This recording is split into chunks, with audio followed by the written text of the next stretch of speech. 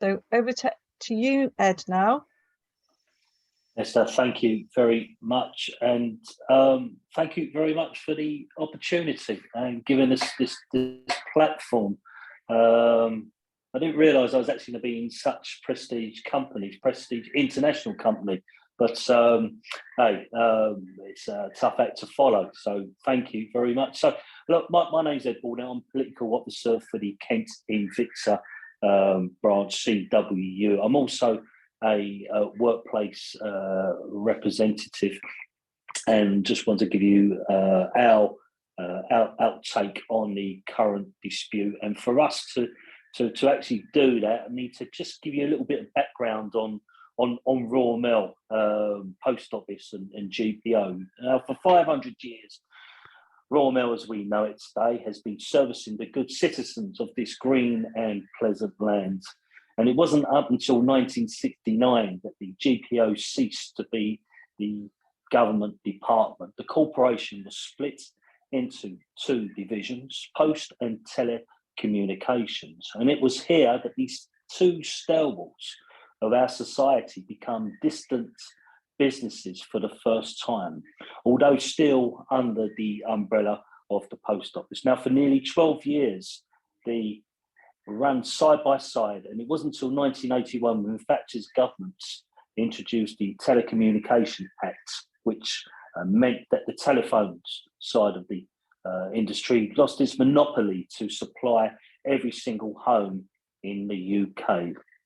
By 1984, the sell-off was complete and the birth of BT began. Now, BT is one of the most profitable companies in the UK. And this year at BT, we saw the profits of £1.3 billion earned, and a dividend payment of £758 million paid to his shareholders. Now, many of its staff work in call centres, some in the facilities, earn less than the UK average wage. And their call for a cost of living pay rise has fallen on deaf ears, but not for its CEO. Philip Jensen was awarded a 32% pay rise, and that is works out 113 times more than its employees, according to Employer, who's an online platform for HR consultants. Now, in June this year, it was discovered that a food bank was set up in Tyneside call centre. Now, BT denied that this happened and called it a community pantry. Look, Andy Carr, the Deputy General Secretary for the Telecom side of the CWU, announced the strike dates. And since those dates were announced, Mr. Jensen has gone missing, refusing to engage with the CWU and turning down media invites. Again, bunker politics. For the postal side, it was to be another 30 years before we saw the privatisation. Prior to that, the GPO, the Post Office, and now the Royal Mail, as it's called today, continued to bankroll the Treasury, funding new towns such as Telford, Milton Keynes. And for nearly 15 years, the government in the 90s and the noughties took a pension holiday.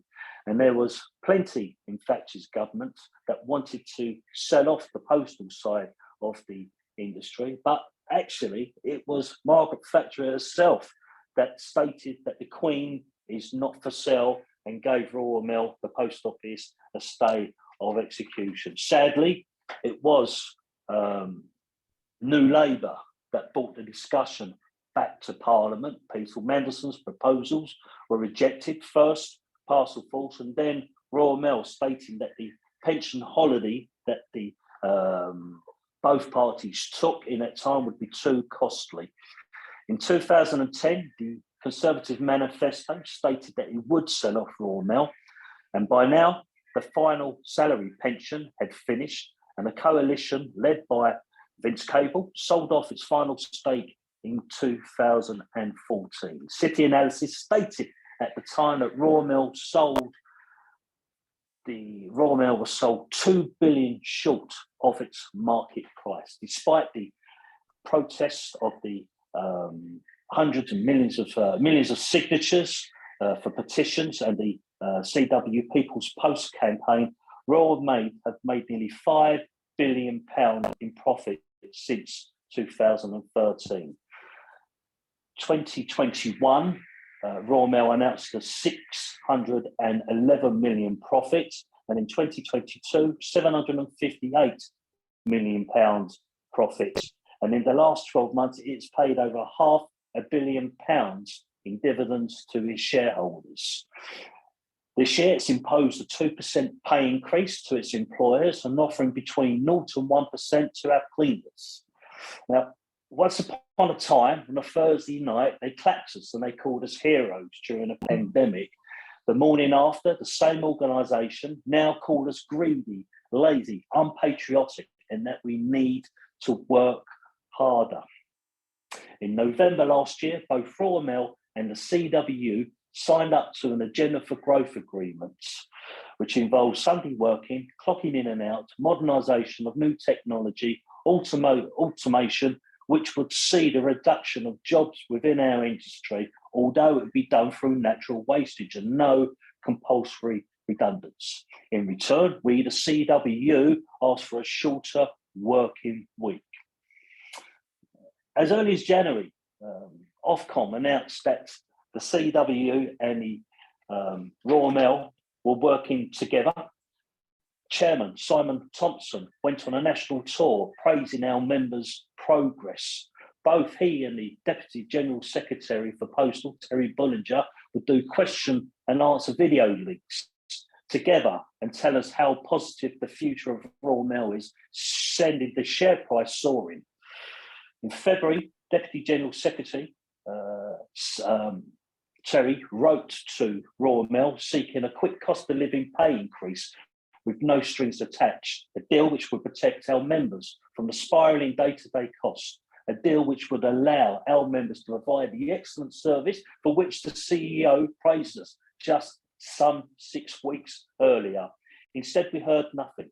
And it wasn't until April, end of April, did Royal Mail reply with an offer of 2% with strings which would remove shift allowance for working weekends, later delivery times up until 9 o'clock at night. Now, I don't know about you, I don't like answering the phone after 9 p.m. at night, let alone opening my front door. Flexi working, shorter hours in the summer, up to 50 hours during the peak time, weeks such as Christmas. Many of our posties do that already, but with the reward of overtime. Those extra earnings to compensate for the basic pay of $22,700 a year. That's right, $5,300 less than the average UK wage, not the £30,000 a year the Royal Mail chairman Keith Williams claimed that posties are on. And now they plead poverty, the sound bites, the lies of £1 million a day, but continue to pay their bosses six-figure salaries with millions of pounds, bonuses, and not forgetting £2 billion of shareholders' dividend paid since 2013. And yet they tell us that we need to modernise. And we say enough is enough. And let me tell you my definition of what modernisation. The right for a fair day's wage after a fair day's work. That's modernisation. The right for the opportunity to see a doctor when I'm not feeling well. That's modernisation in a reasonable amount of time. And the affordability by having enough money in my pension pot without working to the day I die. That's modernisation. I'm going to make an assumption here. I believe that's your interpretation of modernisation to you. Now, and if those at the top tell me that I can't have these things, then we will smash up this great British institution before they get another penny out of it. And to me, what has changed? What has inspired these bosses, their thinking? And I can only put that down to the events of what's happened at P&O. The lawyers, the bosses have all been inspired, and yet this government has done nothing to stop this. And now they bring this rot to us. So I'm going to conclude on this, comrades. Tony Benn once said to us that fuel is the progress of hope.